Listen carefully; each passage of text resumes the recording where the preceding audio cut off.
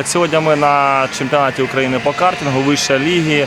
Я вам расскажу о том, как проходят соревнования от самого начала и до победного финиша.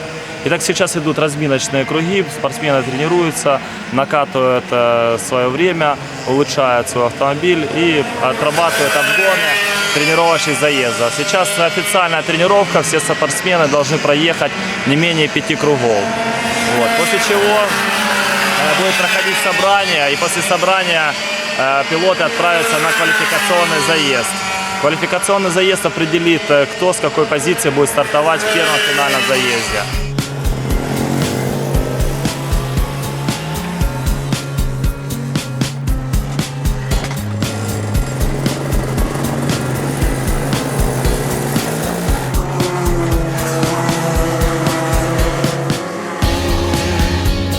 Во время тренировочной сессии каждый пилот вкатывается в трассу и пытается найти оптимальную траекторию. Учитывая то, что конфигурация трассы неизменна, скорость и траектория будут на каждой гонке разными, так как на них влияют и погодные условия, и степень загрязнения на отдельных участках, и температура покрытия.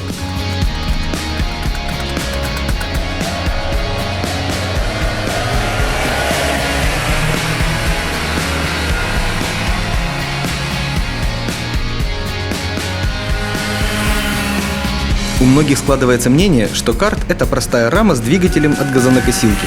Разрушая этот миф, скажем, что современный спортивный карт представляет собой полноценный гоночный болид с множеством вариантов настроек под различные конфигурации трасс, погодные условия и манеру пилотирования. Во время тренировочных заездов перед пилотом и механиками стоит задача подобрать оптимальное передаточное соотношение звездочек от двигателя к задней оси. Для опытных пилотов, которые могут ехать без ошибок и по траектории, механики стремятся установить соотношение с уклоном на скорость. Для новичков зачастую делают упор на мощность. Это позволяет немного компенсировать ошибки пилотирования. Чтобы достичь необходимого баланса между избыточной и недостаточной поворачиваемостью, в период тренировок изменяют жесткость рамы, ширину передней и задней базы. Некоторые профессиональные пилоты, которые не испытывают проблем с финансированием, выезжают на тренировочную сессию на новом комплекте резины, чтобы понимать, как будет вести себя карт во время гонки, насколько быстро изнашивается резина и какое давление в шинах необходимо будет установить. Кроме того, это дает возможность подобрать оптимальную жесткость заднего вала и откорректировать углы передних кулаков. После каждого тренировочного заезда пилот дает информацию команде механиков о том, как ведет себя карт на треке. Исходя из этой информации, вносятся корректировки в настройки машины. И одной из самых сложных задач тренера является необходимость научить пилота ощущать эти изменения и передавать достоверную информацию механикам. Пользуясь отведенным временем, некоторые пилоты стараются выехать на трассу за более опытным соперником. Так они могут ускорить свой темп и проанализировать манеру пилотирования впереди идущего.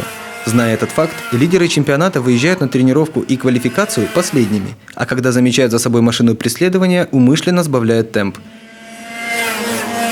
Сама квалификация проходит следующим образом. Пилотам выделяется 10-минутный заезд, в рамках которого они должны показать наилучшее время прохождения круга. После заезда пилоты взвешиваются. Вес пилота с картом не должен быть меньше нормы, установленной в регламенте. Если пилот слишком легкий, механики добавляют вес балластом, который крепится на карт. При излишнем весе пилота карт облегчают путем установки деталей из легких сплавов. После каждого официального заезда механики вынуждены снимать колеса с картов. Судьи маркируют шины и оставляют на хранение. Это необходимо для того, чтобы те, кто имеет такую возможность, не устанавливали новые покрышки на каждый заезд. Новые покрышки дают возможность улучшить время на полсекунды. По правилам, бортировать колеса команды должны в техзоне. Это делается для того, чтобы в колеса не смогли закачать смесь, содержащую примесь азота. Во время движения колеса нагреваются и давление воздуха увеличивается. В связи с этим, при неправильном подборе давления, например, при перекачке, резина может перегреться и сцепление с треком ухудшится. Резина поплывет. Чтобы было уравновешено везде давление. А промаркируй, пожалуйста. Можно накачать сильно, выиграть несколько кругов, всю остальную гонку слить.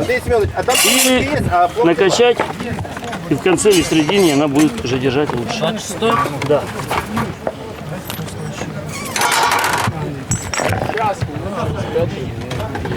Это как, 21? Это? Пиши, 26. Пиши 26. И там 26 напиши. Красиво пиши, так, чтобы люди понимали. Вот так, молодец. Это 16 получается. Это 26. Это ты понимаешь. Вот. Вот так, 26. Вот. Видишь, так написал? А ты, наверное, двоечник в школе. Вон. Все, молодец. Также после каждого заезда технический комиссар проверяет топливо на наличие дополнительных присадок. С целью обеспечения фейрплей топливо не должно содержать компонентов, увеличивающих октановое число. В некоторых странах даже бак сдается на хранение и выдается перед заездом, а заправляют машины монотопливом. После квалификации двигатель опломбируют, чтобы команды не смогли внести изменений, а по окончанию финальных заездов первые 5 машин проходят процедуру вскрытия, и если мотор не соответствует техническим требованиям, результат этого пилота будет аннулирован, как правило, даже за незначительные доработки, которые не дают большое преимущество в скорости или недовес в каких-то 500 грамм.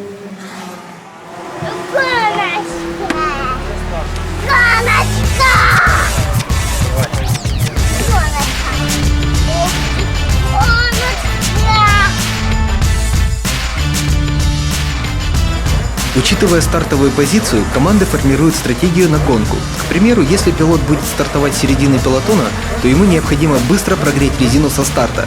Для этого увеличивают давление в шинах перед гонкой, что позволяет в первой половине финального заезда иметь хорошее сцепление с трассой. За это время ему необходимо совершить как можно больше обгонов и прорваться к лидерам, а затем перейти в режим обороны и экономии резины, так как во второй части гонки она начнет плыть.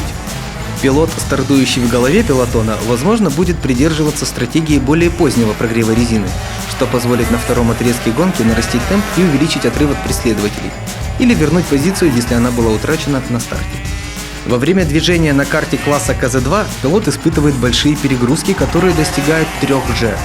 Проще говоря, если пилот весит 50 кг, то в поворотах кратковременно на его организм будет действовать усилие 150 кг. Поэтому пилоты этого класса особое внимание уделяют физической подготовке, развивая реакцию и выносливость. Так, Илья, мы спасли твои уши, и теперь ты нам дашь пару комментариев. Скажи, ты стартовал с какой позиции? Ну, с 4-й. 4-й, и так на 4-й боролся, да? А в начале заезда ты немножко отстал, почему?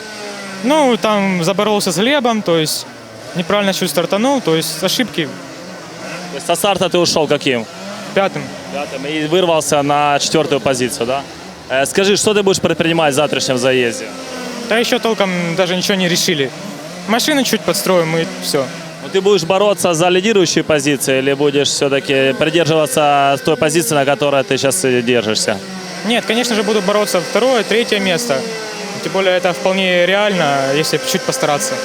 Скажи, ты первый год в этом классе, как вообще продвигаются успехи? Ну, постепенно все больше и больше опыта, и то есть результаты все лучше и лучше. Ну и для начинающих гонщиков скажи, что ты посоветуешь, какой дашь совет для того, чтобы все-таки достичь желаемого результата?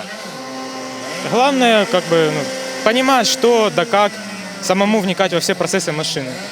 Ну, то есть, если я буду сидеть дома возле компьютера, буду просто читать теорию, понимать, что да как, я стану чемпионом, да?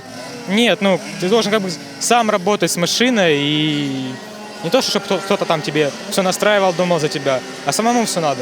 То есть, ну, по твоим словам, нужно вникать в весь процесс, да, в технический, чтобы понимать, как устроен, да, карт. Скажи, пожалуйста, Саш, ты выиграл заезд, но стартовал со 2-й позиции. Квалификация, что не пошло в квалификации, почему со 2-й? Немного не повезло с покрышками. Уже 2-й этап, не могу найти оптимальный темп именно в квалификации, потому что растягивается, так скажем, этот слой, именно на котором нужно проехать оптимальный круг. Не можем собрать все 3 сектора, но зато хороший гоночный темп.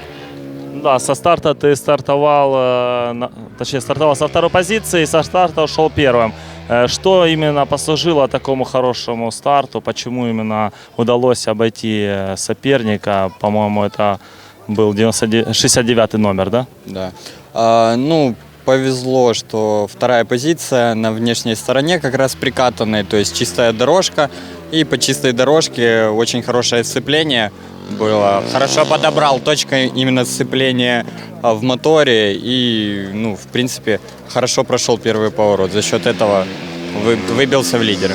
Завтра ты уже будешь стартовать с первой позиции, да? Но как ты уже сказал, что это более грязная часть трассы, а что ты будешь предпринимать для того, чтобы все-таки удержать первую позицию и не проиграть второму? Ну, я надеюсь, хорошо прогрею покрышки и будет достаточно сцепления, чтобы хорошо с грязной стороны стартануть. Хорошо, скажи, пожалуйста, сколько лет ты занимаешься картингом и что нужно для того, чтобы вот начать человеку заняться и дойти до такого уровня? Ну, в чем залог успеха, скажем так? Ну, занимаюсь я уже 16 лет. Меня отец посадил в 1,5 годика. В принципе, нужно главное желание и рвение к технике. И еще короткий вопрос. Я знаю, что ты в этом году участвуешь уже за команду «Лидер». Скажи, что нужно, чтобы ты поехал за «Пионер»? Много денег. То есть «Лидер» тебе дает много денег. Ну, видите, как продался, значит много. Хорошо, спасибо. Харьковским нету денег, а запорожцам есть.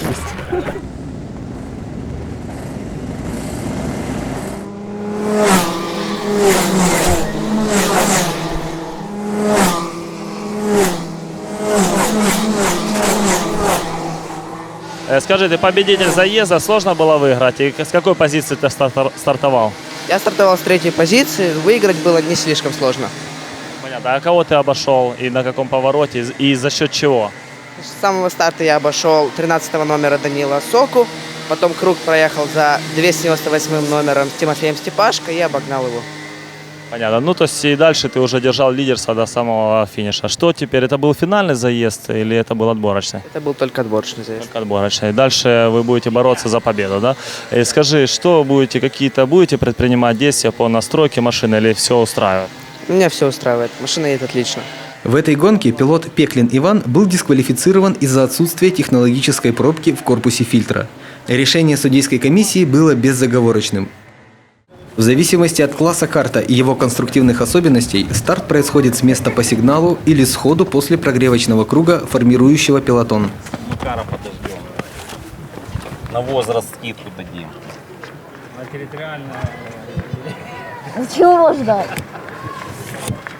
Как чего? Завтра ты будешь отставать, тебя ж будут ждать все или не будут?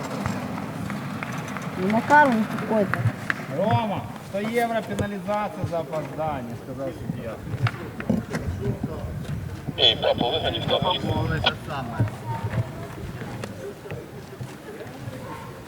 Рома, за тебя кто-то другой запустит машину.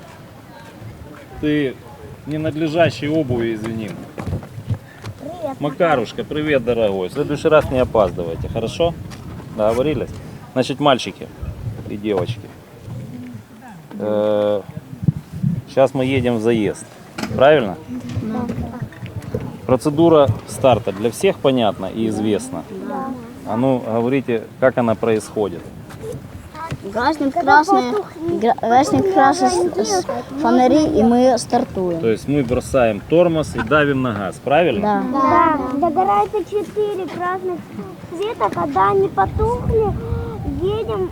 Полный газ. И мы еще плавно поворачиваем. Совершенно верно, молодец, Макар. Едем, никто никого не толкает, не выбивает. Хорошо. Правильно? Да. Проехали дистанцию, Если каким выбьем, флагом будет нам финиш махают? Клетчатый флаг. Клеточку, правильно? Да. Молодец. После финиша мы приехали, Зона механика. заезжая в зону механика, подняли руку, взвесились и на сегодня все. Правильно? Да. Всем удачи по машинам.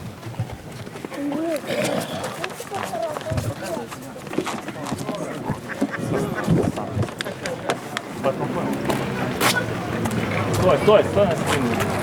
Не-не-не, я сейчас стой прямо здесь, без вопросов. Скажи, вот тебя все время штрафуют за тапочки. Почему тебе сложно в Одессе купить тапочки? Кроссовки, кеды, да, вьетнамки. К сожалению, у меня все деньги уходят на покупку всяческого оборудования у фирмы «Пионер». Поэтому цены там, сами понимаете, какие. Ну теперь будут двойные. а то и тройные. Надеемся, что в цену будут входить и кеды. Кеды. Ну, мы тебе подарим кроссовки, вот, немножко бэушные, но ничего. Ничего страшного, это же главная кроссовка. Мы не страдаем мордотратством, поэтому можем выделить. Это же не наша тема.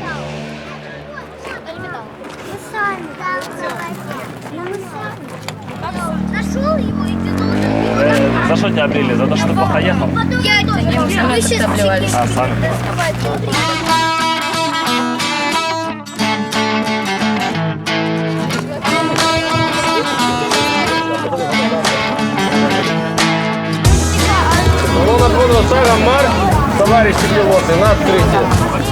В чемпионате Украины существуют следующие классы. Класс микро – участвуют дети от 4 до 7 лет. Класс Комер 60 мини – дети от 6 до 9 лет. Класс Комер 60 – от 10 до 12. Класс юниор – юноши от 13 до 16 лет.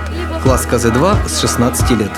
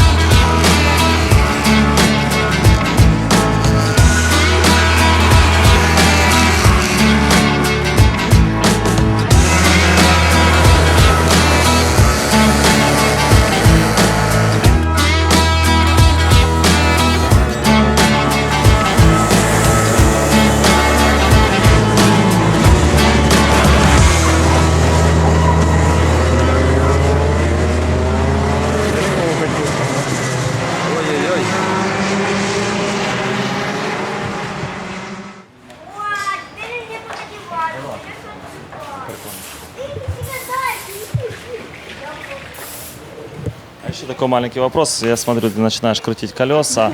Не хватает механиков. Нужно сказать, чтобы Гена немножко расширил штат, либо это просто ради твоего интереса ты это делаешь, либо такое поручение поступило.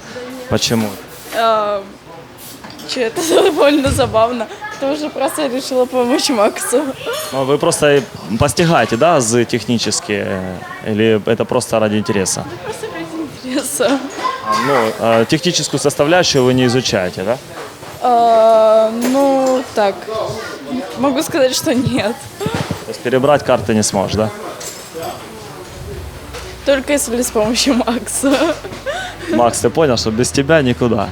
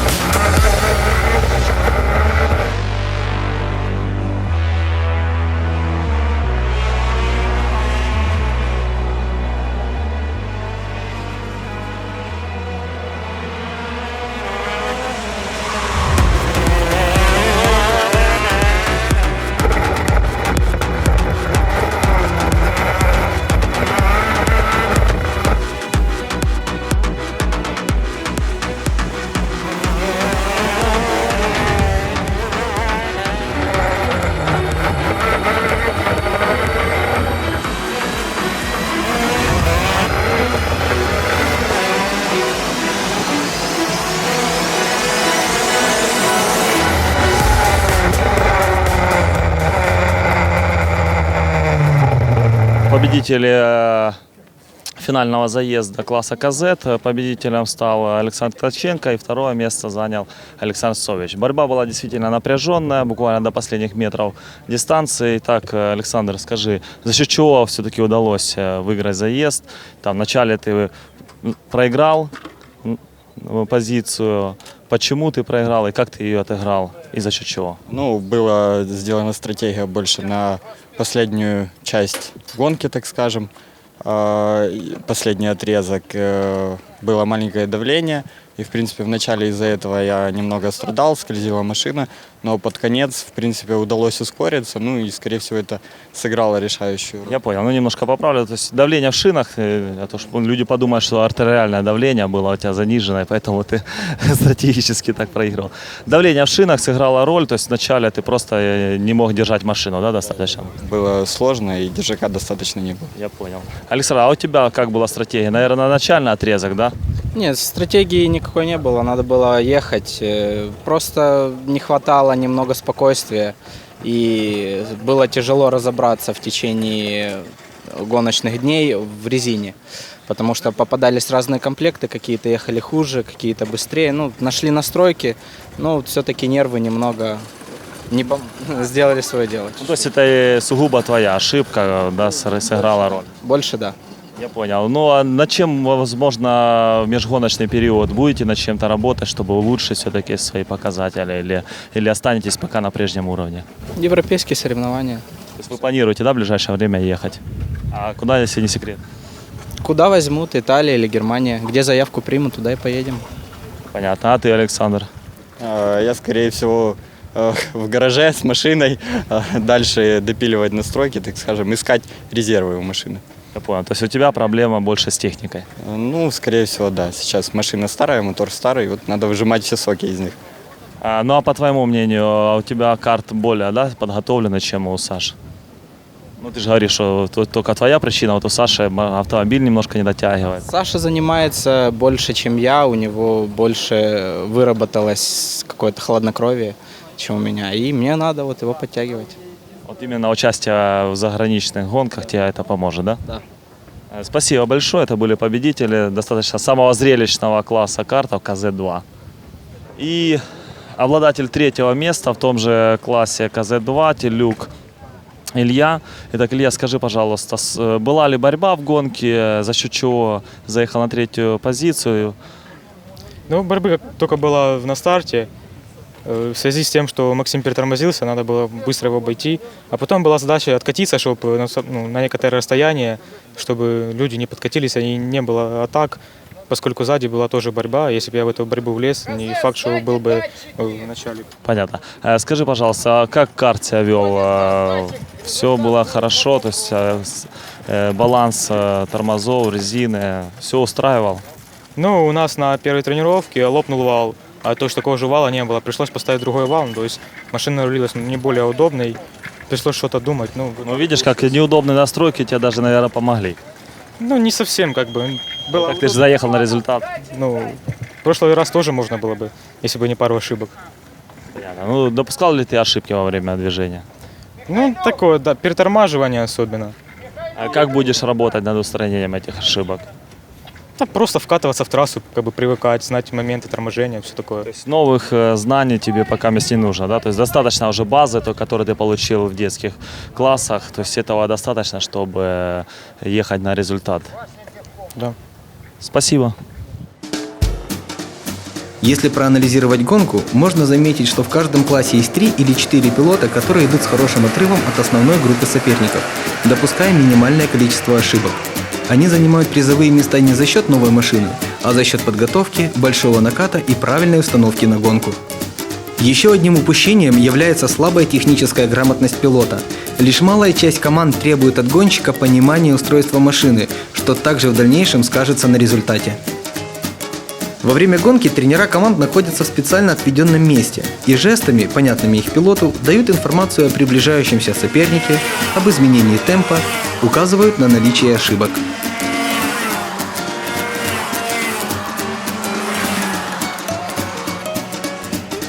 Машины одного класса имеют приблизительно равную мощность и скорость, а профессиональные пилоты редко ошибаются.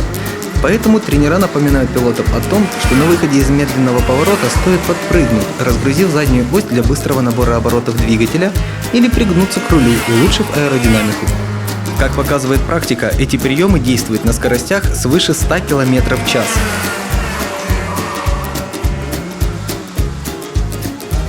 Немаловажно отметить, что излишняя жестикуляция тренера отвлекает пилота от трассы, снижая степень концентрации. Так и остается загадкой, почему в регламенте не разрешено использование радиогарнитуры для связи с пилотом. Ведь скорости в КЗ-2 достигают 160 км в час. И пилоту было бы легче воспринимать корректировки на слух, чем вылавливать знакомые цвета и жесты тренера.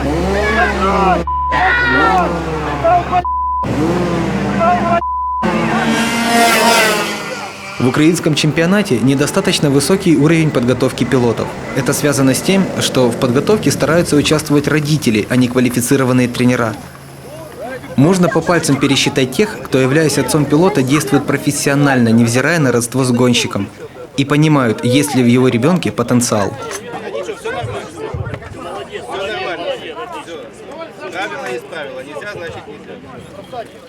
Иногда складывается впечатление, что это попытка родителей посредством своих детей самоутвердиться в жизни, требуя невозможное в каждой гонке и не понимая, что ребенок еще морально не готов ехать быстрее из-за недостаточного опыта или уровня подготовки.